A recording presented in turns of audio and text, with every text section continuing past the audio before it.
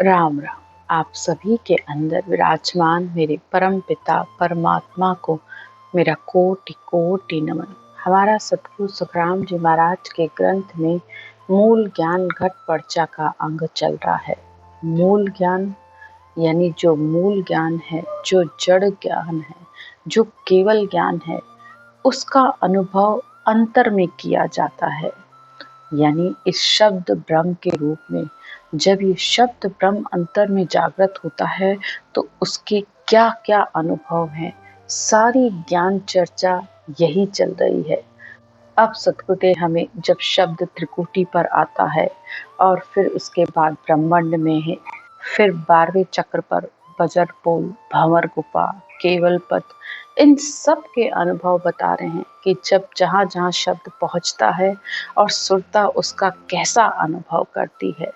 तो सतगुरुदेव कहते हैं, मन पवना आकाश लग, सुरत शब्द घर एक, सुखराम त्रिकुटी पहुँचिया, धे छिन मातर देख।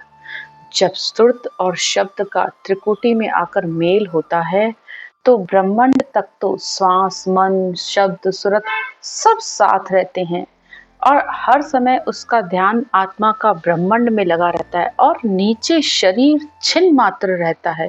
यानी इस शरीर से कोई खास मोह नहीं रह जाता है, उसका बिल्कुल निर्मल और शांत होता है। यानी न मान और सम्मान, इन सब की इच्छा उसकी धीरे धीरे सारी कम होती जाती है। अब खुद को बड़ा या अहंकार, ये सब उसका नीचे रह जाता है। धीरे धीरे उसके पांचों विषय कम होते जाते हैं। काम, क्रोध, लोभ, मोह, अहंकार सब धीरे धीरे नीचे छूटता जाता है और यहाँ तक कि शब्द, रूप, रस, गंध, स्पर्श, ये पांचों विषय भी धीरे धीरे इससे भी आत्मा का छुटकारा होता जाता है। तो इस तरह सतगुरुदेव ये त्रिकुटी का हमें अनुभव बता रहे हैं। आंख फिटकरी उगड़े, अतलस तेज लखाए, ध्यान समय सुखराम कहे, संत त्रिकुटी माए। और सतगुरुदेव इस आज्ञा चक्र और त्रिकुटी का हमें और अनुभव बता रहे हैं। जब गहरी ध्यान समाधि लगती है तो इसमें आंखें ऐसी बिल्कुल सुर्ख लाल हो जाती है जैसे किसी ने आंखों में फिटकरी डाल दी हो, या अतलस यानी बिल्कुल लाल मखमल की तरह इन आंखों में तेजी मालूम पड़ती है। यानी जैसे कि कोई सूर्य की साधना करता हो, एक टक सूर्य को देखता हो तो उसकी आंखों में इतना तेज आ जाता है कि कोई सामने वाला मनुष्य उसकी आंखों से आंखें मिलाकर बात नहीं कर सकता है, ऐसा उसकी तपस्या का तेज होता है। तो इसी तरह जब त्रिकुटी में गहरी ध्यान समाधि लगती है तो उसकी आंखें बिल्कुल ऊपर उस शब्द से, सुरता और शब्द एक में एक जुड़ जाते हैं आपस में। अब यहाँ पर आने पर बहुत से लोगों को ऐसे लगता है कि हम पहुंच गए, अब हमारी गहरी समाधि लग गई है, तो वो रटना करना भी छोड़ देते हैं, सुमरन करना छोड़ देते हैं। जबकि ये तो अभी ब्रह्म के देश हैं, इससे तो आगे बहुत ज्यादा आगे जाना है। इन 3 ब्रह्म के देशों से आगे वो 13 लोक हैं। उन 13 लोकों के बाद ये आत्मा नव तत्व लिंग शरीर को भी पार करेगी, 10वें द्वार को खोल के बाहर जाएगी। ब्रह्मांड, चिदानंद ब्रह्म, शिव ब्रह्म, पार ब्रह्म, इन सबको पार करने के बाद वो 10वां द्वार खुलता है। तब वो आत्मा उस परम पद, आनंद पद का आनंद ले पाती है। लेकिन मौन होके बैठ जाओगे तो चलोगे ही नहीं, तो कैसे उस देश में पहुंचोगे।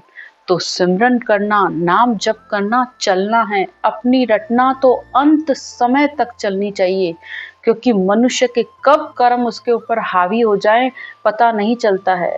सतगुरुदेव कहते हैं, पाप देवे थाप तो मुंडो फेर लेवे। यानी मनुष्य का कोई कर्म, कोई पाप ऐसा आड़े आ जाता है कि वो चाहे भी ना तो भी ये रटना और सुमरन नहीं कर पाता है। तो इसलिए जितना हो सके अपने चलते फिरते इस मुख को चलाओ और फिर बैठ कर ध्यान करो। आगे सतगुरुदेव कहते हैं, सुखराम लगे जब ध्यान रे, नैन उल्टा थाए, तीनों रास्ता एक होए, 10वें द्वार लखाए। जब त्रिकुटी में गहरा ध्यान लगता है तो सुरत रूपी चक्षु खुल जाते हैं और तीनों ही ईड़ा, पिंगला और सुखमणा तीनों एक होकर उस शब्द ब्रह्म के दर्शन करती हैं, उस शब्द ब्रह्म का अनुभव करते हैं। किया साहिब भेटिया त्रिवेणी के तीर, सहस्त्र धारा सुखमणा बूठा अमृत ही। आत्मा जब इस त्रिवेणी के तीर, इस ब्रह्मांड पर इस शब्द ब्रह्म का अनुभव करती है तो ऐसे लगता है उस परमात्मा से उसकी भेंट हुई है, इस शब्द ब्रह्म रूपी परमात्मा से उसका मिलन हुआ है। तब सुखमणा में भजन होने पर उसको अमृत जैसा अनुभव होता है, बूठा अमृत हीर। तब ये आत्मा के त्रिय ताप, 5 विषय, 9 तत्लिंग शरीर उसको कुछ भी नहीं सताता है, सब उसके धीरे धीरे सब शांत होते जाते हैं। तो उसकी सद्गुरुदेव पहचान बताकर कहते हैं, ध्यान समय सुन संत की आते ठंडी होए, मस्तक सेती अत रहे कर पारख कहूँ तोय।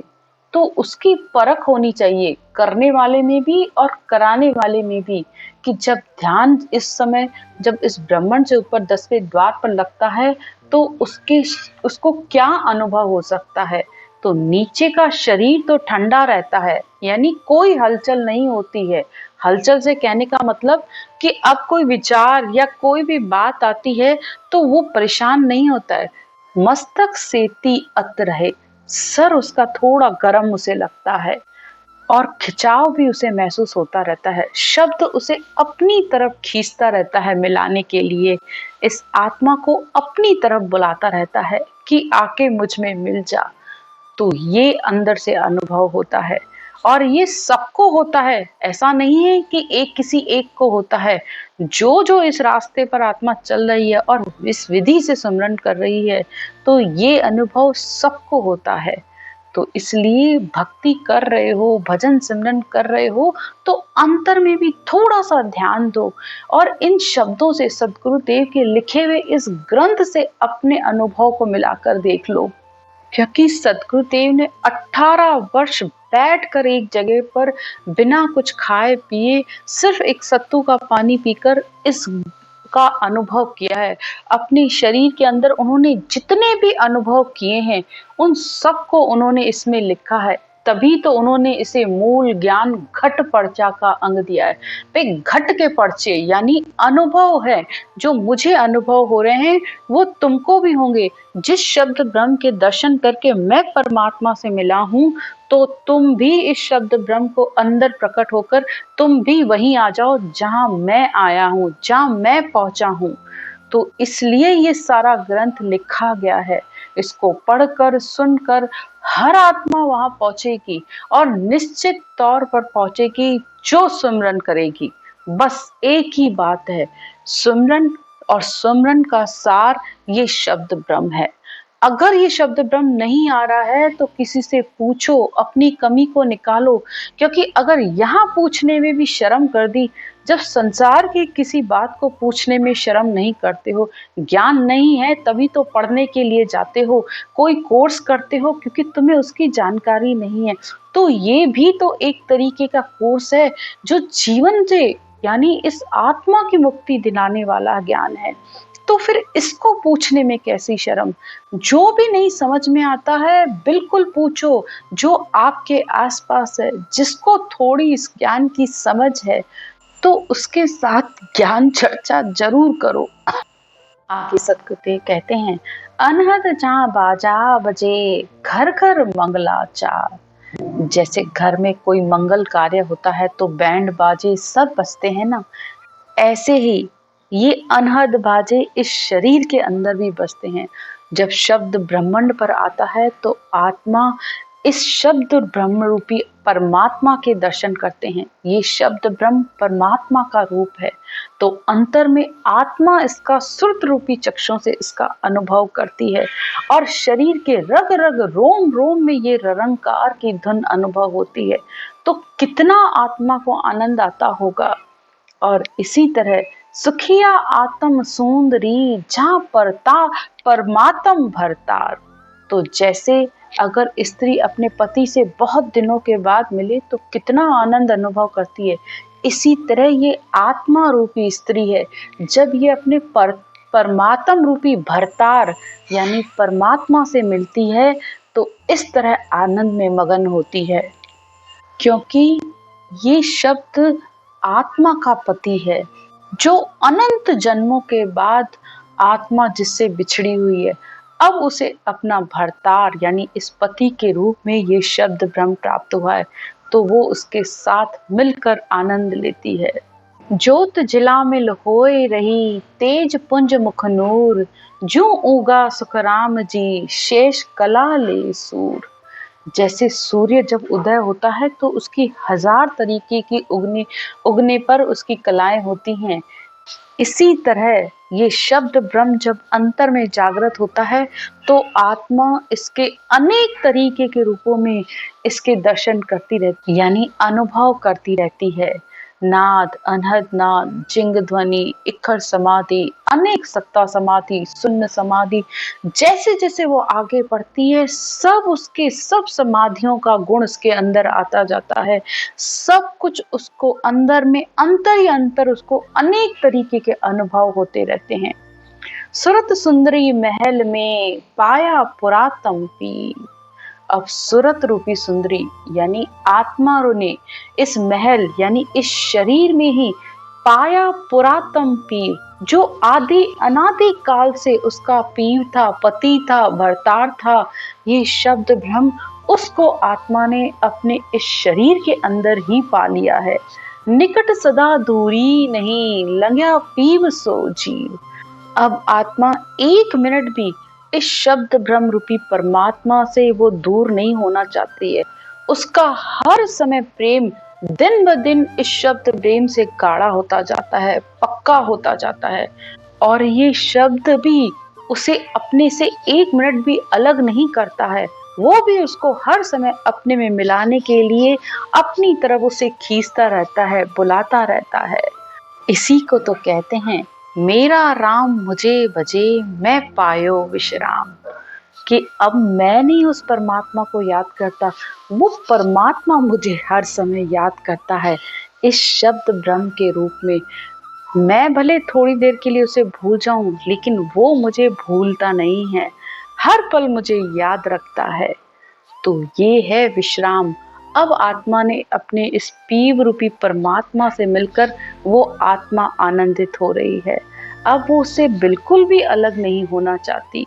रूप रेख नहीं बरन है ना कोई बैर न बात, सुरत रमे सुखराम कहे आठों पहर पीव के साथ। अब आठों ही पहर ये सुरता, ये आत्मा अपने परमात्मा के साथ रमती रहती है। न कोई उसका रूप है, न कोई वर्ण है, न कोई दिखता है, न दिखने में आता है, न कोई उसकी जात है, न कोई उसकी बात है, लेकिन फिर भी आत्मा उसका अंतर में इतना आनंद लेती रहती है। आकाश मंड को चूर कर लिया सुनगढ़ जाए, निर्भय नेजा रो पिया सुखदेव काल न खाए। अब उसको काल भी नहीं खा सकता। क्यों? क्योंकि वो आकाश मंड को चूर कर यानी इस बजर पोल को पार करके इस 10वें द्वार को फोड़कर आत्मा उस परमात्मा के महल में, उस गगन महल में उस आत्मा ने अपना घर बना लिया है। उस शून्य में जाकर आत्मा परमात्मा से मिली है। तो इस तरह ब्रह्मांड, पार ब्रह्म सबको पार करके इन 5 तत्वों को, 5 प्राणों को, इन श्वासों से भी अलग होकर आत्मा ने अपने उस निरंजन निराकार पद में उस परमात्मा को पाया है। अब उसको काल भी नहीं खा सकता, वो जन्म मरण से भी रहित हो गई है। तो ये है घटपड़छे, ये है अंतर के अनुभव। जब तक ये अनुभव नहीं होते तब तक कहना सुनना सब झूठ। तो शब्द ब्रह्म को महत्व दीजिए, इस शब्द को सबसे पहले जानिए, इस धुन को। शब्द का मतलब ये धुन, ये आवाज, ये अनहद नाद जो अंतर में प्रकट होता है, महत्व ये है, ये सिमरन का सार है। ये आएगा तभी आपको अंतर में आनंद का अनुभव होगा, क्योंकि ये परमात्मा का रूप है। जब परमात्मा कह रहे हैं मेरा कोई रूप रंग वर्ण है ही नहीं, मैं बस इस रूप में लेने के लिए आता हूँ, इस शब्द ब्रह्म के रूप में वो परमात्मा आत्मा को लेने के लिए आता है। तो फिर बाहर क्यों भटकना है। जो भी करना है इस अंतर में करिए, इस राम रटना को, इस सेवा को हर समय करते रहिए, तो वो राम परमात्मा अंतर में मिलेगा। आज की ज्ञान की चर्चा यहीं तक। राम राम।